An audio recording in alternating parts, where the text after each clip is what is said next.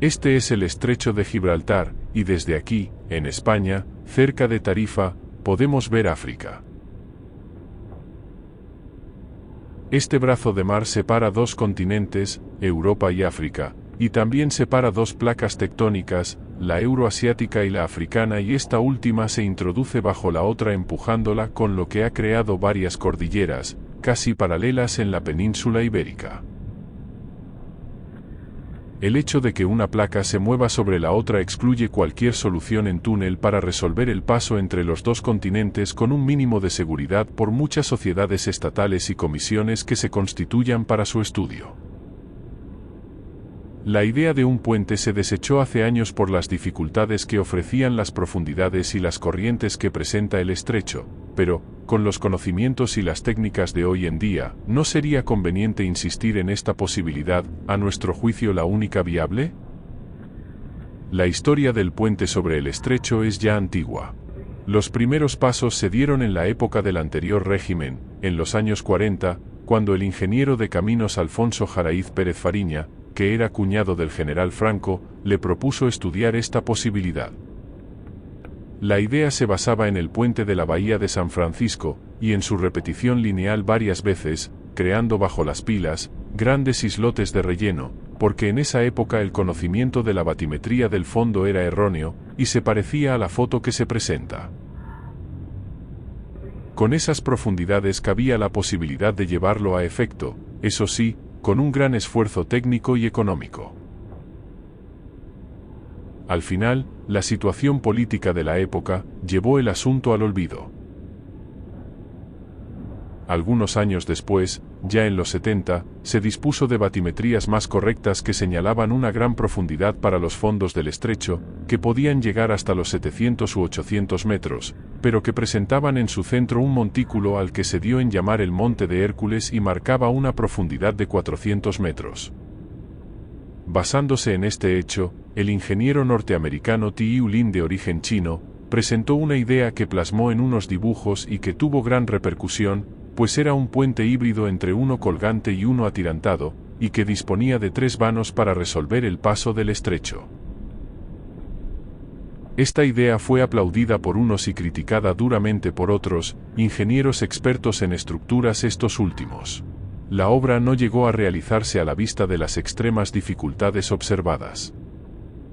Hubo también alguna otra idea estrafalaria, como la de construir un puente presa, con unos rellenos lineales inmensos a cada lado del estrecho unidos por un puente colgante para permitir el paso de los barcos.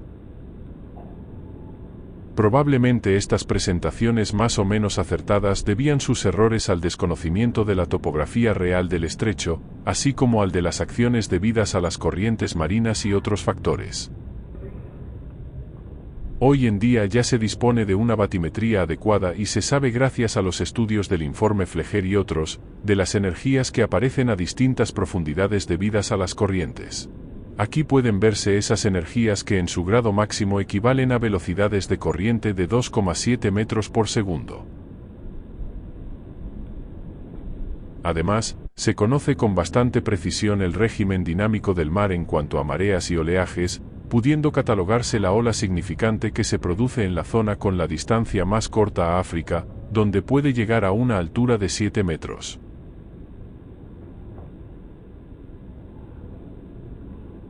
Con estos datos y con los del tráfico de barcos que transitan cada día en uno y otro sentido, es posible elaborar una nueva idea de paso entre España y África que se basa en 2 conceptos que se explican a continuación.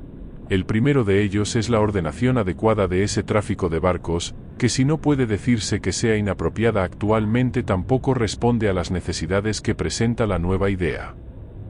Aquí se ve la carta de navegación del estrecho, por el cual circulan unos 70.000 barcos al año en el sentido longitudinal y otros 30 a 35.000 cruzándolo entre España y África. Ese tráfico está controlado en el caso español, cuando atraviesan sus aguas territoriales, por la Dirección General de Tráfico Marítimo y por la Comandancia del Puerto de Algeciras. El tráfico no es errático, como pudiera creerse, porque está regulado para que funcione como una autopista en tierra, y los barcos circulan por la derecha y dejan entre sus trayectorias una distancia considerable.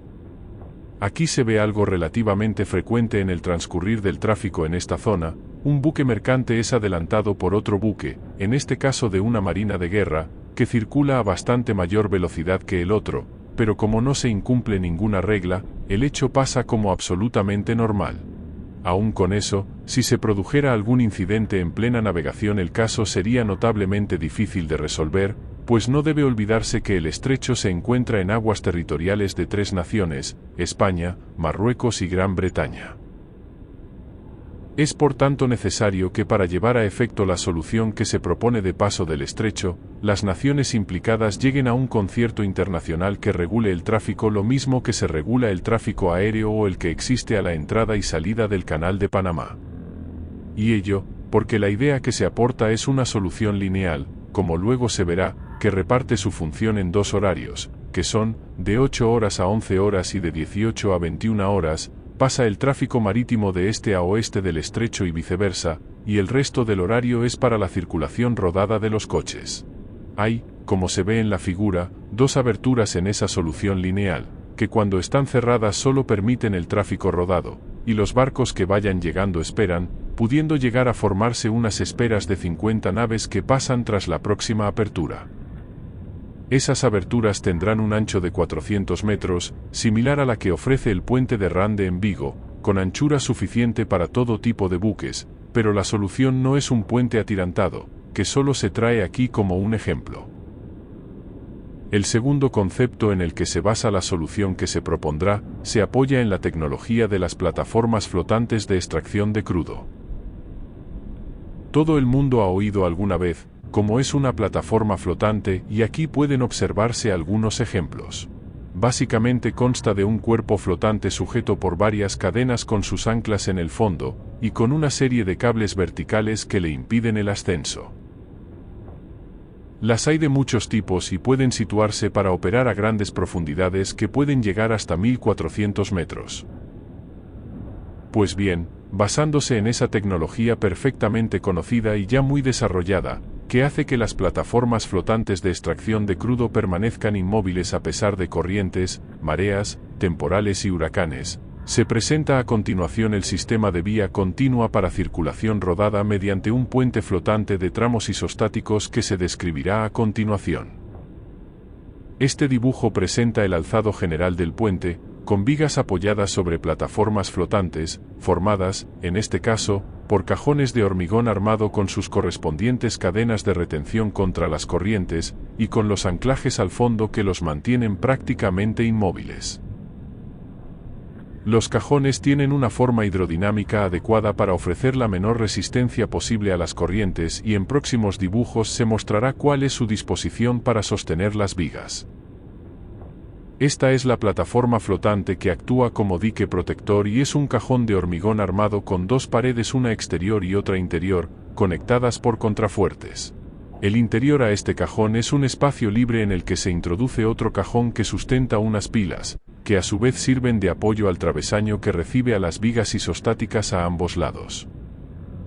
El dique de abrigo dispone de 4 cadenas y sus lastres, así como de 6 tirantes al fondo. Ofrece un gran calado, de unos 35 metros, y ello permite que el nivel del agua en su interior esté tranquilo aunque en el exterior exista un fuerte temporal. El cajón interior que sujeta las pilas dispone también de 8 tirantes al fondo, y eso, junto a lo tranquilo del agua en la que flota, le permite no necesitar cadenas ni anclas para permanecer inmóvil.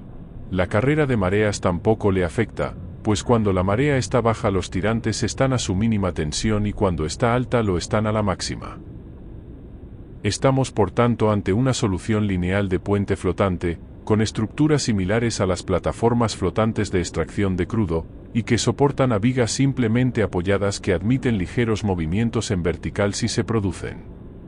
Se había mencionado anteriormente que esta solución lineal para la circulación rodada tenía 2 pasos que podrían abrirse, para el paso de barcos, o cerrarse, para el tráfico rodado. En este dibujo se ofrece una perspectiva de ambas travesías, abierta una y cerrada la otra. Los pasos se resuelven con el empleo de flotadores sobre los que se sitúan las vigas de la autovía, que se abren girando sobre los cajones base hasta llegar a atracar en otros cajones a derecha e izquierda. El ancho de paso para los buques es de 400 metros, suficiente para una maniobra normal, aunque en el proyecto constructivo se pondrán cajones de alineación antiabordajes.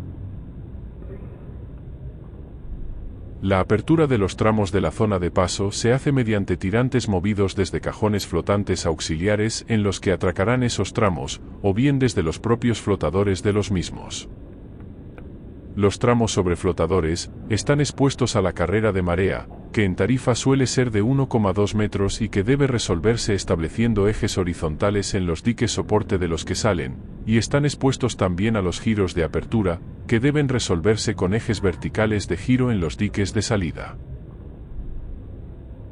Los flotadores centrales presentan un calado muy importante, superior a los 30 metros, de manera que el cabeceo motivado por el oleaje es mínimo. No obstante, se sitúan bajo ellos, en el centro del vano, dos plataformas sumergidas a 30 metros de profundidad, que tienen dos funciones.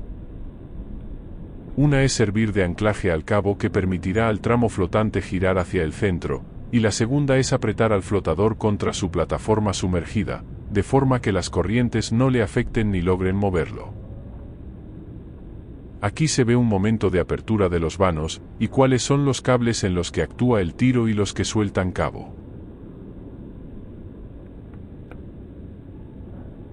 En cuanto al sistema de protección antiabordaje para todo el conjunto, quizá haya que resolverlo como en aquellas viejas películas de submarinos, con redes a uno y otro lado del puente flotante, eso sí, bien ancladas al fondo por si acaso.